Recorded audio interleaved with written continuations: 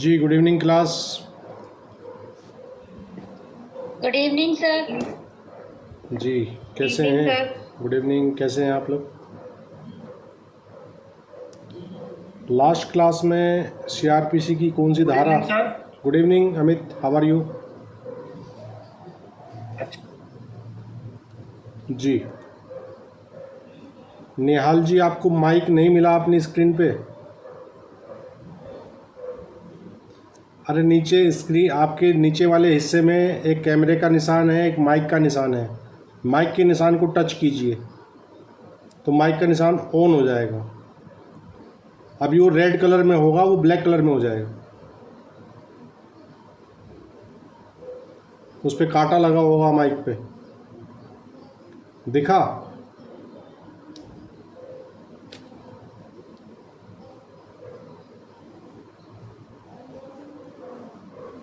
आपकी आवाज़ तब तक हमारे पास नहीं आएगी जब तक आपकी तरफ से आपका माइक ऑन नहीं होगा। आपकी वीडियो तो आ रही है, आप वीडियो बंद कीजिए, माइक खोलिए।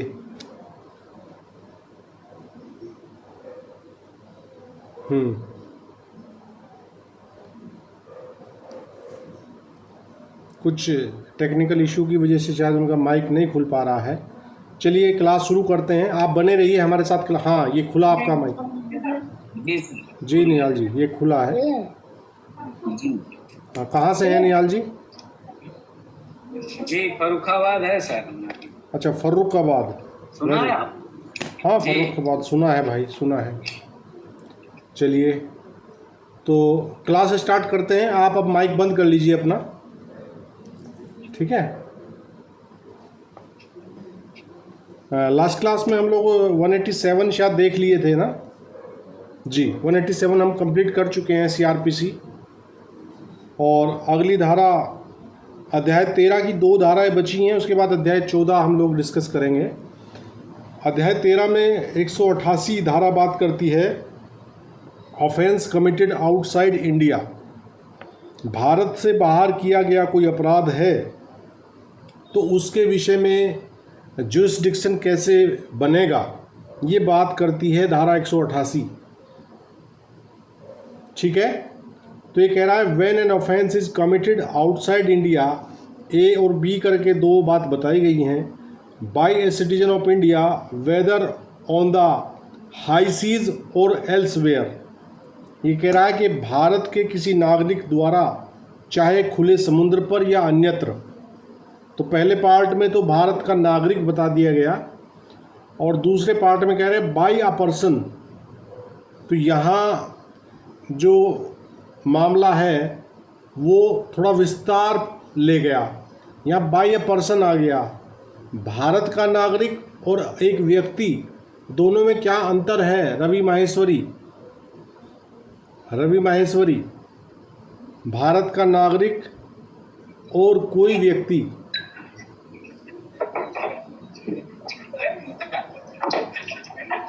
जी रवि, चलो एक बार दोबारा बोलेगा, मैं समझ में नहीं आया। मैं पूछ रहा हूँ कि भारत का नागरिक 188 के ए पार्ट में तो आया है by a citizen of India, और बी पार्ट में है बाय अ पर्सन। तो दोनों में क्या डिफरेंस आपको नज़र आ रहा है?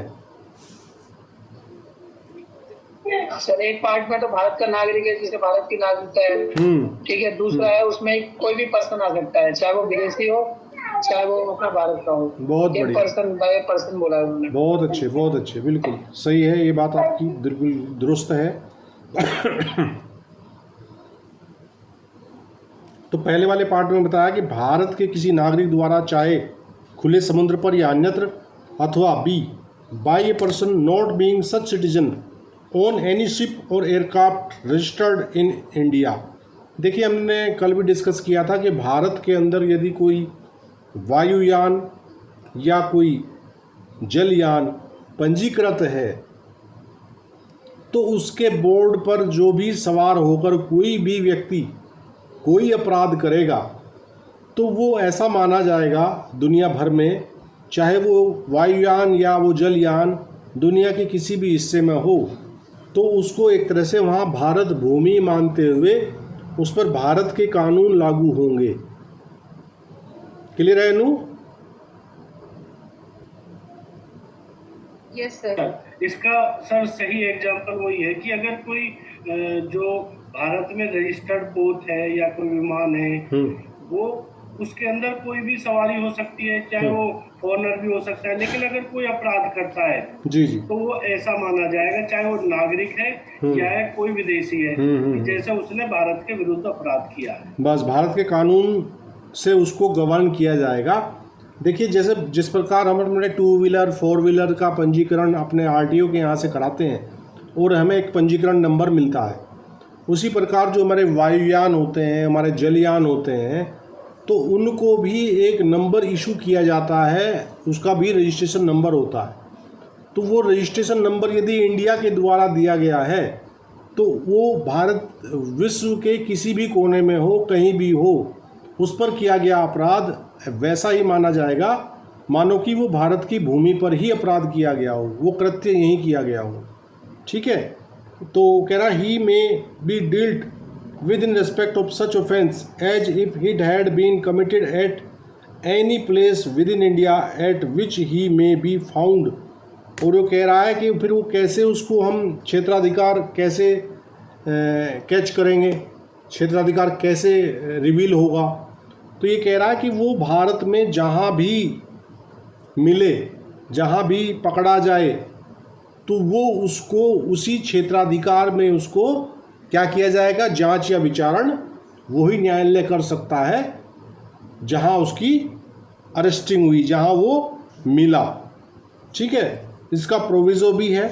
प्रोविज़ो कह रहा है कि provided that notwithstanding anything in any of the preceding sections of this chapter no such offence shall be inquired into or tried in India except with the previous sanction of the central government. ये कह रहा है कि परंतु इस अपराध की पूर्ववर्ती धाराओं में से किसी बात के होते हुए भी ऐसे किसी अपराध की भारत में जांच या उसका विचारण केंद्रीय सरकार की पूर्व मंजूरी के बिना नहीं किया जाएगा। तो इसके लिए केंद्र सरकार की पूर्व अनुमति जरूरी है अगर इस प्रकार का कोई कृत्य हो रहा है। एनु क्लियर है भाई? जी सर। 188 क्लियर हो गया। इसमें मेन चीज़ ध्यान रखने वाली बात यही है कि भारत के अंदर अपराध किया हुआ माना जाएगा। डीम्ड, ये डीम्ड कहते हैं ना, माना जाना किसी बात को। ठीक है, इज दैट क्लियर? इसमें ऑप्शनल ये पूछा जा सकता है कि किस सरकार की अनुमति होगी पहले, तो ये ध्यान रखिएगा कि केंद्र सरकार की पूर्व अनुमति से इस प्रकार के मामलों का जांच या विचारण किया जाएगा। ठीक है, कई बार हम अगर नहीं पढ़े होते हैं तो चूंकि जो लॉ एंड ऑर्डर है वो स्टेट का मामला है, तो इसलिए राज्य सरकार को हम टिक ना कर दें वहाँ, ये ध्यान रखिए। Next section is 189 saying receipt of evidence relating to offense committed outside India।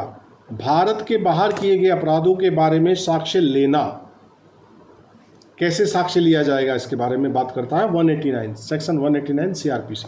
ये कह रहा है when any offense alleged to have been committed to a territory outside India is being inquired into or tried under the previous of section 188 provisions of section 188, the central government may, if it thinks fit, direct that copies of depositions made or exhibits produced before a judicial officer in or for that territory or before a diplomatic or consular representative of India in or for that territory shall be received as evidence by the court holding such inquiry or trial in any case in which such court might issue a commission for taking evidence as to the matters to which such depositions or exhibits relates। तो 189 कह रहा कि भारत जी 189 CRPC कह रहा है कि भारत के बाहर किए गए अपराधों के बारे में साक्ष्य किस प्रकार लिया जाएगा। एविडेंस को कैसे रिसीव किया जाएगा, कैसे टेक किया जाएगा, कैसे लिया जाएगा, कह रहा है 189। ये कह रहा है कि जब किसी ऐसे अपराध का जिसका भारत से बाहर किसी क्षेत्र में किया जाना अभिकथित है। मतलब कि पहली बात सबसे मोस्ट इम्पोर्टेंट तो ये है कि जो अपराध है वो भारत से बाहर किया गया होना चाहिए। ठीक है। जांच या विचारण धारा 188 के उपबंधों के अधीन किया जा रहा है। धारा 188 के उपबंधों में हम क्या पढ़ के आए हैं कि जो भारत से बाहर अपराध किया जाएगा उनकी जांच या विचारण कौन सा न्यायालय करेगा? कल्पना,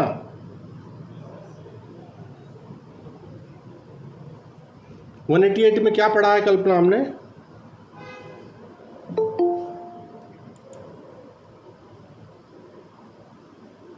कल्पना,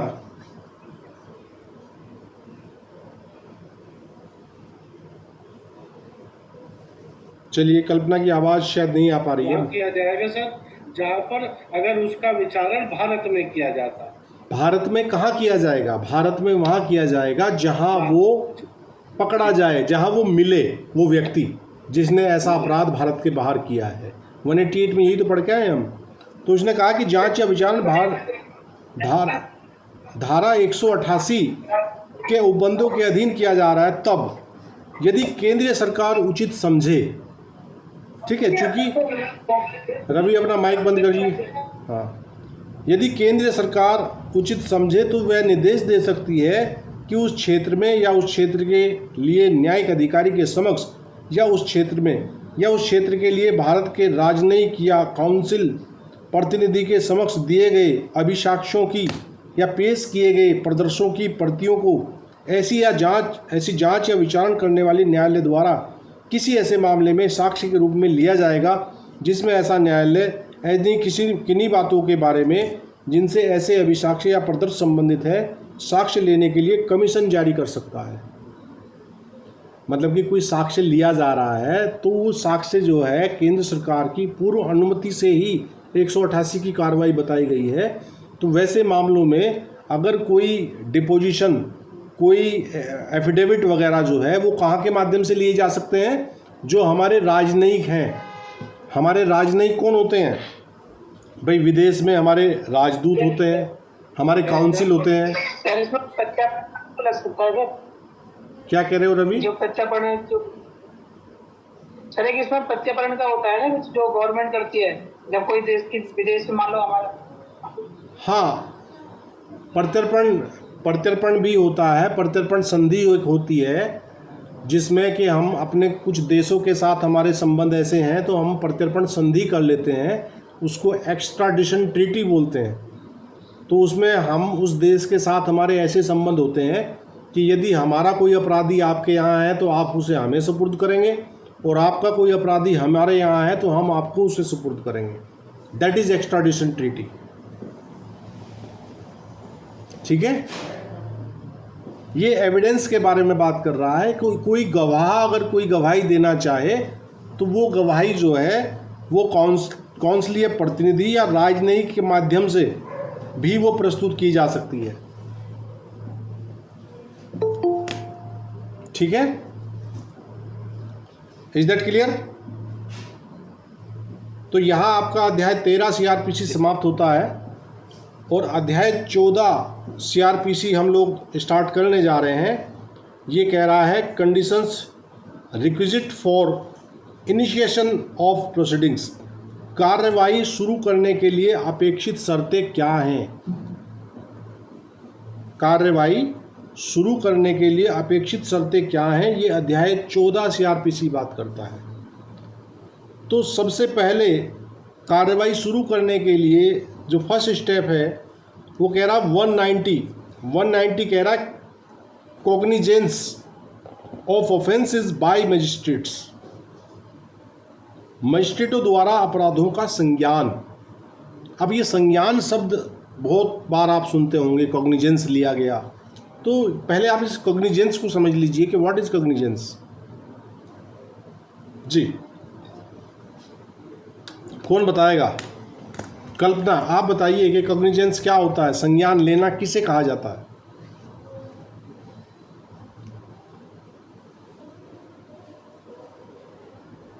सर हमें नहीं पता। वेरी गुड, बहुत अच्छी बात है। कौन बताएगा? एनु, आप कोशिश कीजिए संज्ञान के विषय में।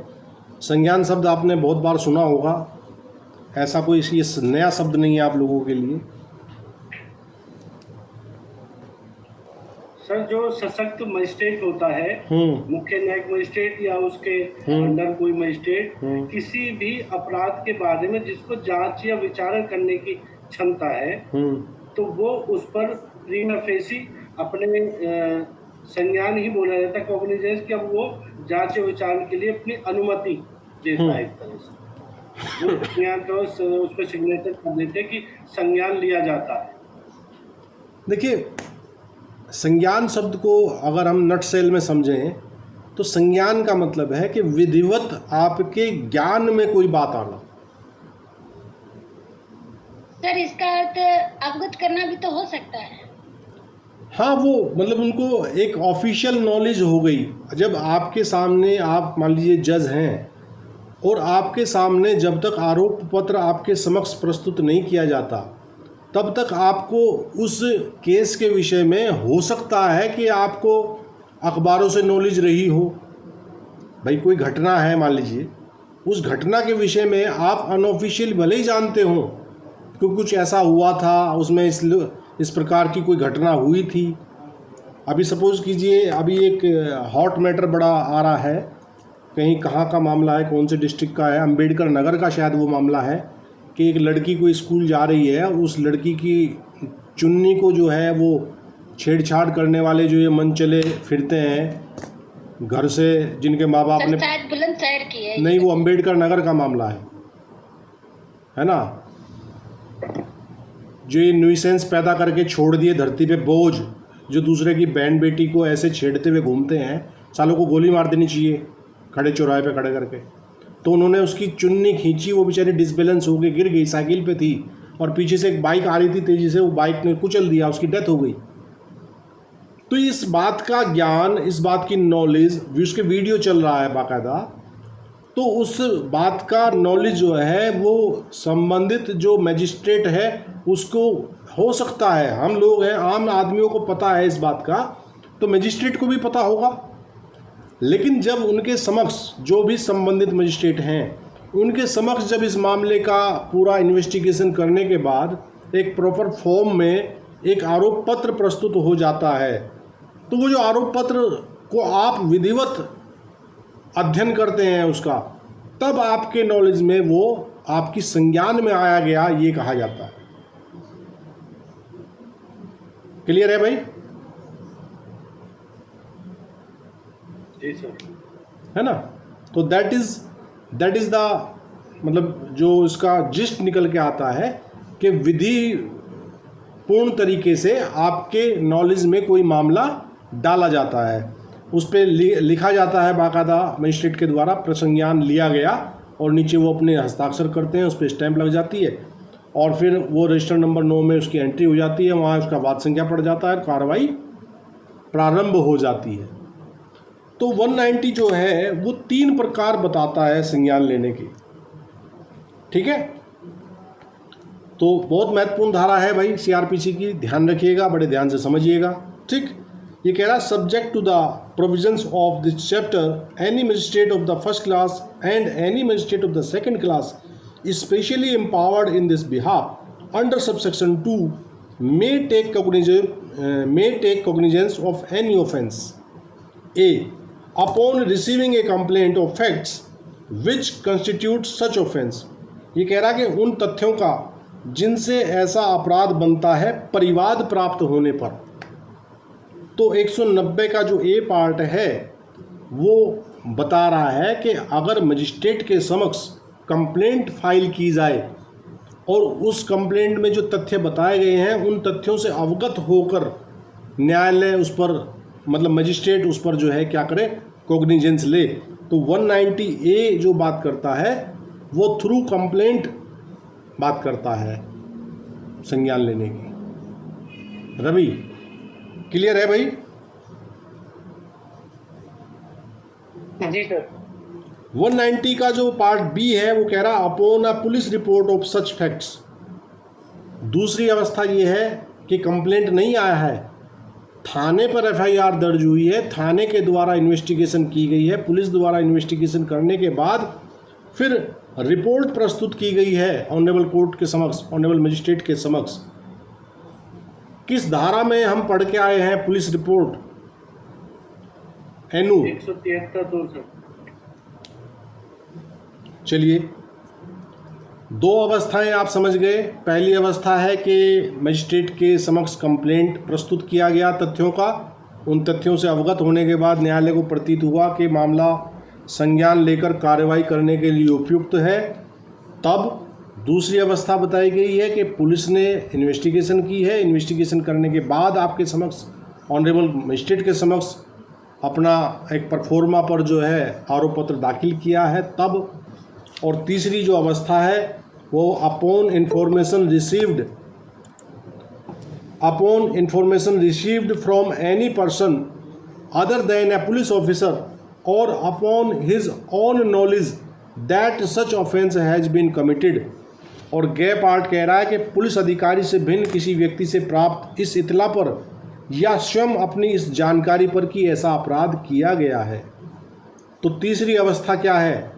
एक अवस्था, पहले वाली अवस्था तो ये है कि कंप्लेंट किया जा रहा है, दूसरी अवस्था ये है कि पुलिस रिपोर्ट प्रस्तुत की जा रही है, तीसरी अवस्था ये है कि किसी पुलिस अधिकारी से भिन्न किसी व्यक्ति ने वैसी इतला दी है या सुओ मोटो कोग्निजेंस बोला जाता है 190C। इसमें मजिस्ट्रेट जो है स्वयं अपनी जानकारी के आधार पर भी कोग्निजेंस लेकर मामले की कार्रवाई शुरू कर सकते हैं। कर सकता हूँ। Is that clear? Sadaf, how are you?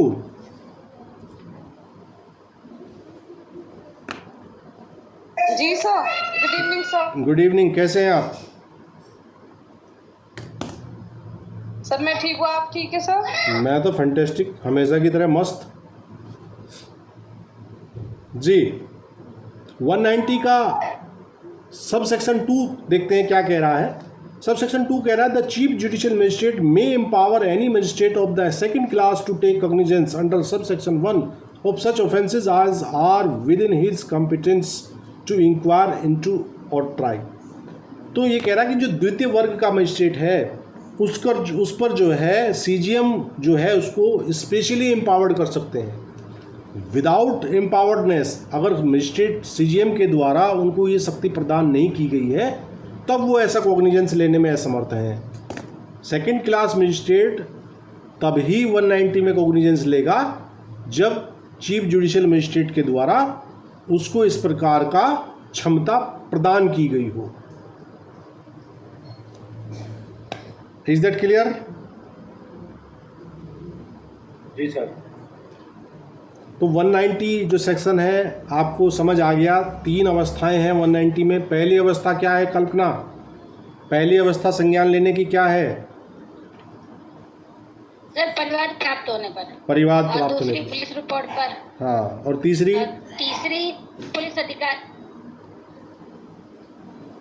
प्राप्त होने पर। पुलिस अधिकारी से भिन्न कोई व्यक्ति, कोई प्राइवेट व्यक्ति सूचना दे या ऑनरेबल मजिस्ट्रेट अपने द्वारा सो मोटो खुद अपनी जानकारी के आधार पर भी किसी अपराध का संज्ञान ले सकते हैं। ये ध्यान रखिएगा, बस A, B, C ये 3 चीज़ बहुत महत्वपूर्ण है, इनको समझने की आवश्यकता है। इनका क्रम मत गड़बड़ा देना। पहला क्रम कंप्लेंट है, दूसरा क्रम जो B है वो पुलिस रिपोर्ट है, और तीसरा है कि कोई व्यक्ति जो पुलिस अधिकारी ना हो और या फिर ऑनरेबल मजिस्ट्रेट स्वयं जो है उस पर सोमोटो कॉग्निजेंस लें। ठीक है संजीव कुमार जी, क्या हाल है आपका? Good evening sir. Good evening. Sir बढ़िया है, आपकी कृपा सर। अरे बढ़िया रहना चाहिए भाई, मस्त रहो, बिंदास रहो जी। तैयारी कैसी चल रही है आपकी? सर सही चल रही है सर। चलिए, बहुत अच्छी बात है। अगला सेक्शन जो है वो बात करता है 191 इसका। ये कह रहा है transfer on application of the accused, अभियुक्त के आवेदन पर अंतरण। ये कह रहा है when a magistrate takes cognizance of an offence under clause C of subsection 1 of section 190। Section C इसका जो है अंडर क्लॉज सी जो हमने पढ़ा है, क्या पढ़ा है क्लॉज सी में? सब सेक्शन 1 ऑफ सेक्शन 190 के क्लॉज सी में क्या पढ़ के आए शिव सिंह जी? शिव सिंह क्लास में है? शिव सिंह जी माइक खोलिए अपना।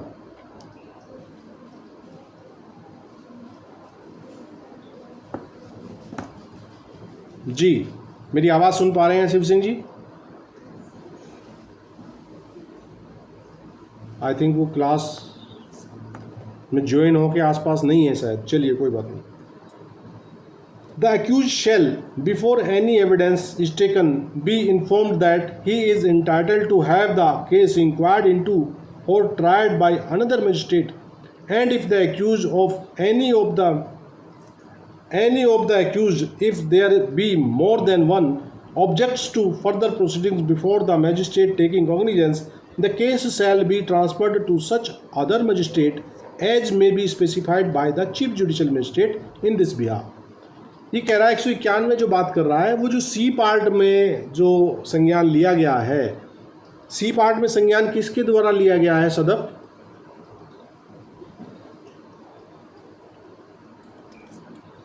मजिस्ट्रेट द्वारा लिया गया है सर। हाँ किसी व्यक्ति के या समूह को। हाँ तो ये जो अवस्था है, पुलिस जो है हाँ हाँ क्या कह रहे हो? ये उनसे अलग हाँ भाई उसमें या तो कोई प्राइवेट, ये जो आप जी जी हाँ तो उसमें 191 जो है उस एक्यूज को एक राइट प्रदान करती है। वो राइट इसलिए प्रदान किया जाता है कि मजिस्ट्रेट ने सोमोटो संज्ञान लिया है, तो हो सकता है कि मजिस्ट्रेट जो है वो निष्पक्ष रूप से उसकी सुनवाई ना कर पाए। भाई जब आप किसी मामले का सोमोटो संज्ञान ले रहे हैं तो एक तरह से क्या है, एक तरह से आप उस बात को सही मान के चल रहे हैं। तो हो सकता है कि वैसा मजिस्ट्रेट जो सोमोटो संज्ञान ले रहा है वो सुनवाई के दौरान, ट्रायल के दौरान, जांच के दौरान आपके विरुद्ध एक कोई दुर्भावना बना के ना बैठ गया हो। ऐसा हो सकता है ना भाई, जब आपने सोमोटो संज्ञान लिया तो आप ये तो मान के चल रहे हैं कि इस तरह का कोई मामला हुआ है, ऐसी कोई बात हुई है, ऐसा कोई अपराध हुआ है, तो बहुत संभव है कि आपके मन में उस व्यक्ति के विरुद्ध जिसके विरुद्ध आपने संज्ञान लिया है तो एक जो पार्शलिटी का एक पुट आ सकता है। तो 191 यही कह रहा है, ये कह रहा है कि जब मजिस्ट्रेट किसी अपराध का संज्ञान धारा 190 की उपधारा 1 के खंड ग के अधीन करता है तब अभियुक्त को कोई साक्ष्य लेने से पहले इत्तला दी जाएगी कि वह मामले को किसी अन्य मजिस्ट्रेट से जांच या विचारण कराने का हकदार है, और यदि अभियुक्त या यदि एक से अधिक अभियुक्त हैं तो इनमें से कोई संज्ञान करने वाले मजिस्ट्रेट के समक्ष आगे कार्रवाई किए जाने पर आपत्ति करता है तो मामला उस अन्य मजिस्ट्रेट को अंतरित कर दिया जाएगा जो मुख्य न्यायिक मजिस्ट्रेट द्वारा इस निमित्त विनिर्दिष्ट किया जाएगा। तो 191 बहुत ध्यान रखिएगा, 191 आप समझ गए कि ये एक राइट प्रदान करता है किसको? वैसे एक्यूज को जिसके विरुद्ध किसी मजिस्ट्रेट के द्वारा 190(1) की क्लॉज सी के माध्यम से सोमोटो कोई कॉग्निजेंस लिया हो, तो वैसा जो एक्यूज है या एक्यूज्ड हैं सब या उनमें से कोई अगर कोई आपत्ति करता है, वो आपत्ति करने का उन्हें राइट है यहाँ, और उन्हें सूचित भी किया जाएगा पहले कि भाई देखो आपका ये मामला है, अब इसमें एविडेंस होने वाली है, अब आप बताइए कि आपको आपकी सुनवाई यहीं करानी है कि यहाँ से इतर कहीं सुनवाई करानी है। तो वैसी सूचना पर, वैसे नोटिस पर अगर वो कहें कि नहीं जी मुझे तो भरोसा है श्रीमान महोदय पे, मैं अपनी कार्रवाई यहीं कराना चाहता हूँ, तो कोई दिक्कत नहीं है, ट्रांसफ़र नहीं होगा। लेकिन यदि वो कहता है कि नहीं सर मुझे यहाँ मैं सुविधाजनक महसूस नहीं कर रहा हूँ इनके सामने, चूँकि ये तो खुद सोमोटो मेरे खिलाफ संज्ञान लिए बैठे पहले से, तो 191 में उस मामले को सीजीएम के द्वारा किसी अन्य मजिस्ट्रेट के समक्ष ट्रांसफ़र कर दिया जाएगा। क्लियर है नू? Yes sir. चलिए बहुत अच्छी बात है, क्लियर हो जाना चाहिए। अब नेक्स्ट सेक्शन है 192 कह रहा making over of cases to magistrate. मामले मजिस्ट्रेटों के हवाले करना। ये कह रहा है any chief judicial magistrate may after taking cognizance of an offence make over the case for inquiry or trial to any competent magistrate subordinate to him. ये कह रहा है कि कोई मुख्य न्यायिक मजिस्ट्रेट अपराध का संज्ञान करने के पश्चात मामले को जांच या विचारण के लिए अपने अधीनस्थ किसी सक्षम मजिस्ट्रेट के हवाले कर सकता है। सीजीएम जो है वो पेरेंट कोर्ट होता है, आपको सभी को भली भांति अवगत होना चाहिए। आपको जानकारी है कि जो सीजीएम है वो पेरेंट कोर्ट है लोअर कोर्ट की, और पेरेंट कोर्ट वो होती है कि जिसको पूरा राइट है कि वो मामला अपने आप सुने, अपने किसी सबऑर्डिनेट से सुनवाए, उस सबऑर्डिनेट से वापस मंगा ले, किसी अन्य सबऑर्डिनेट को भेज दे। तो ये सारी पावर्स सीजीएम में निहित होती हैं, आप सभी जानते हैं। और इसकी उपधारा 2 कह रही है कि any magistrate of the first class empowered in this behalf by the CGM may after taking cognizance of an offence make over the case for inquiry or trial to such other competent magistrate as the chief judicial magistrate may by general or special order specify and thereupon such magistrate may hold the inquiry or trial। मुख्य न्यायिक magistrate द्वारा इस निमित्त सशक्त किया गया कोई प्रथम वर्ग मजिस्ट्रेट अपराध का संज्ञान करने के पश्चात मामले को जांच या विचारण के लिए अपने अधीनस्थ किसी ऐसे सक्षम मजिस्ट्रेट के हवाले कर सकता है जिसे मुख्य न्यायिक मजिस्ट्रेट साधारण या विशेष आदेश द्वारा निर्दिष्ट करे, और तब ऐसा मजिस्ट्रेट जांच या विचारण कर सकता है। ठीक है। उपधारा 2 क्या कह रही है कि मुख्य न्यायिक मजिस्ट्रेट या इस निमित्त सशक्त किया गया कोई प्रथम वर्ग मजिस्ट्रेट अपराध का संज्ञान करने के पश्चात मामले को जांच या विचारण के लिए अपने अधीनस्थ किसी ऐसे सक्षम मजिस्ट्रेट के हवाले कर सकता है जिसे मुख्य न्यायिक मजिस्ट्रेट साधारण या विशेष आदेश द्वारा निर्दिष्ट करे, और तब ऐसा मजिस्ट्रेट जांच या विचारण कर सकता है। तो सीजीएम को अल्टीमेट पावर है, वो ऐसा संज्ञान लेने के बाद किसी अन्य को फाइल ट्रांसफ़र करे, या अन्य कोई प्रथम वर्ग मजिस्ट्रेट के द्वारा कोई संज्ञान लिया गया है तो उस संज्ञान लिए जाने के बाद भी सीजीएम क्या है, उसको अपने साधारण या विशेष आदेश के द्वारा उस मामले को किसी अन्य मजिस्ट्रेट को सुनवाई के लिए, जांच या विचारण के लिए सुपुर्द कर सकता है, ट्रांसफ़र कर सकता है। Is that clear? जी। 193 cognizance of offences by court of session. सामान्यतः जो कॉग्निजेंस लिया जाता है वो मजिस्ट्रेट कोर्ट्स के द्वारा लिया जाता है। 193 एक स्पेशल बात कह रहा है, अपराधों का सेशन न्यायाधीशों, सेशन न्यायालयों द्वारा संज्ञान। तो देखते हैं क्या कहता है 193 कह रहा है except as otherwise expressly provided by this code or by any other law for the time being in force no court of session shall take cognizance of any offence as a court of original jurisdiction unless the case has been committed to it by a magistrate under this code. तो 193 में कह रहा है कि इस संहिता द्वारा या तत्समय प्रवर्त किसी अन्य विधि द्वारा अभिव्यक्त रूप से जैसा उपबंधित है उसके सिवाय, बस एक्सेप्शन दे दिया यहाँ, उसके सिवाय कोई सेशन न्यायालय आरंभिक अधिकारिता वाले न्यायालय के रूप में किसी अपराध का संज्ञान तब तक नहीं करेगा जब तक मामला इस संहिता के अधीन मजिस्ट्रेट द्वारा उसके सुपुर्द नहीं कर दिया जाता। तो नॉर्मली मजिस्ट्रेट कोर्ट जो है मामले को कमिटेड करता है, कमिटल बोलते हैं उसको, कि मामला यदि उन धाराओं से संबंधित है जिन धाराओं के लिए चीफ जुडिशियल मजिस्ट्रेट या उसके अधीनस्थ अधिकारी मामले की जांच या विचारण करने के लिए क्या है, सशक्त नहीं है, तब मामला कमिट कर दिया जाता है। तो 193 ये कह रहा है कि सामान्य नियम तो ये है कि जो सेशन कोर्ट है, सेशन कोर्ट जो है वो जब तक कि कोई स्पेशली किसी लॉ के द्वारा या इस संहिता के द्वारा ही कुछ ऐसे मामले हैं जिनको डायरेक्ट कोर्ट ऑफ सेशन क्या करेगा, संज्ञान लेगा, उसके अदरवाइज केवल और केवल कमिटल के द्वारा ही सेशन कोर्ट अपनी प्रारंभिक अधिकारिता के रूप में मामलों को जांच या विचारण के लिए संज्ञान लेगा, उन पर डायरेक्टली नहीं लेगा। और इस प्रकार के कौन से मामले हैं?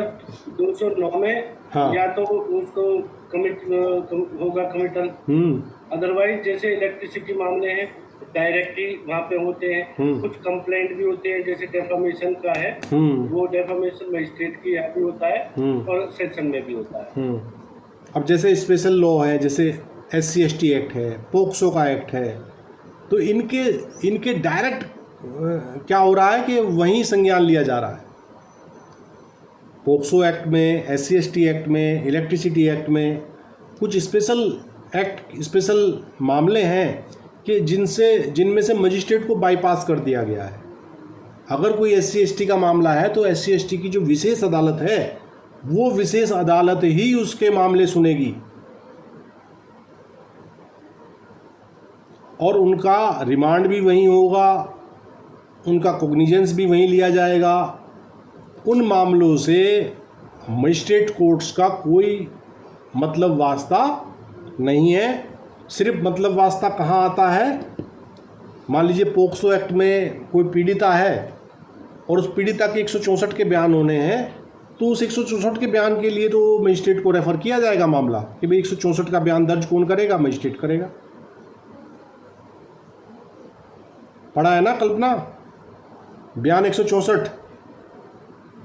जी सर।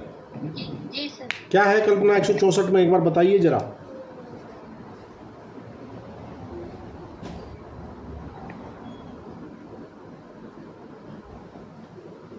कंप्लीशन ऑफ स्टेटमेंट है जो विक्टिम है। सर स्वीकृति अभिलिखित करना। आपकी आवाज़ बड़ी धीमी आ रही है कल्पना, क्या बात?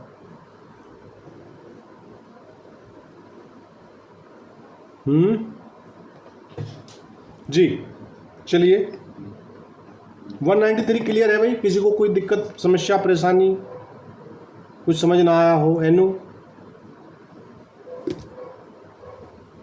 शिव सिंह जी, अब आपको आवाज़ आ रही है हमारी? शिव सिंह,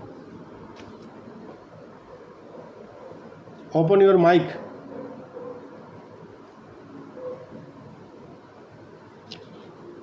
निहाल जी, आप समझ रहे हैं? निहाल अहमद,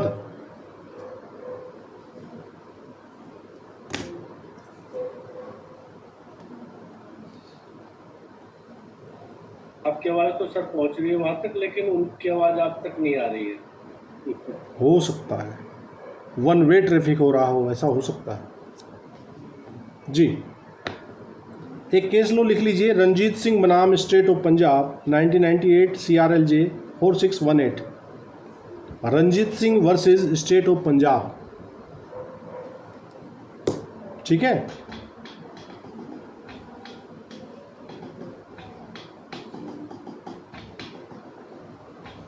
इसमें कहा गया है कि powers of session court to take cognizance of the offence does not include the summoning of the person or persons where complicity in the commission of the offence can prima facie be gathered from the material available on the record.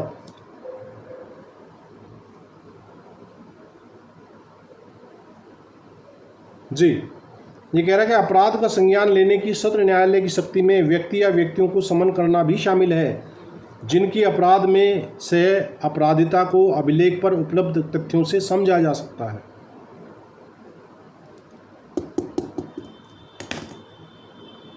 भाई जब अपराध का संज्ञान लेने का आपको right है तो रिकॉर्ड में यदि आपको ऐसा प्रतीत हो रहा है कि कोई व्यक्ति समन किया जाना चाहिए तो उस समन को, उस व्यक्ति को समन करने की शक्ति भी तो निहित है।